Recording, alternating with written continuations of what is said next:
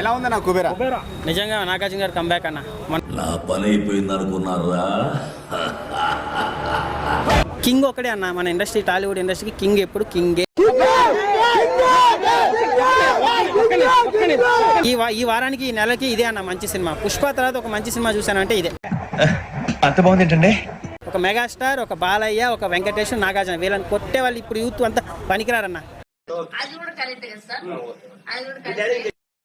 First అయితే ఒక like కొట్టి పూర్తిగా వీడియోని కంటిన్యూ చేయండి. దేవి తమన్ అంటారు కానీ ఇండస్ట్రీకి ఎప్పుడైనా సరే మణి శర్మ తర్వాత దేవిశ్రీ ప్రసాదే. ఆ ముక్క నాకు ముందే చెప్పాలరా జఫా. నాగార్జున గారిని ఎలాగైతే చూడాలనుకుంటున్నామో అలా చూపించాడన్న.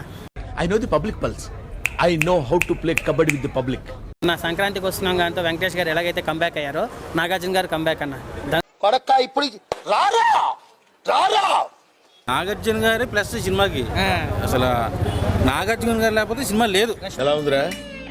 షేక్ షేక్ షేక్ ఆడిస్తాను రా. ఎలా చేసింది రష్మిక అయితే నైట్ కుర్రోడికి నిద్ర పట్టదు. నాతో చెప్తే చెప్పావు కానీ ఎవరితో చెప్పకు, ఎవరు నమ్మరు. ధనుష్ గారికి దండేసి దండం పెట్టాలి. అసలు ఏం యాక్టింగ్ చేసినావు రా బా. బిచ్చగాడి క్యారెక్టర్ ఏం చేశాడన్నా? బిచ్చగాడి సినిమా కూడా పనిచేసి విజయ అంటుండదు. ఏదో అనుకున్నాను కానండి, అమ్మో మామూలు విషయం కాదు, చాలా గొప్ప. నేషనల్ అవార్డు ఖచ్చితంగా వచ్చింది ధనుష్కి ఈ సినిమాతో. నిజమా అల్లుడు?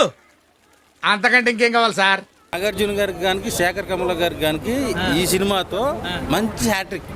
అబ్బా సాయిరామ్. 500 కోట్ల పైన కలెక్ట్ చేస్తుంది సినిమా. మనకు కావాల్సింది కూడా అదేలేమ్మా.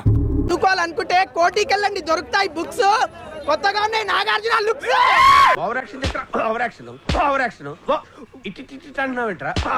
నాగార్జున ఎక్సలెంట్ అండి క్యారెక్టర్. ఆయన ఏజ్ కి సరిపడా క్యారెక్టర్, ఆయన ఆ గెటప్ కి ఆయనకి సరిపోయింది ఉంటుంది రేయ్ ఏజ్.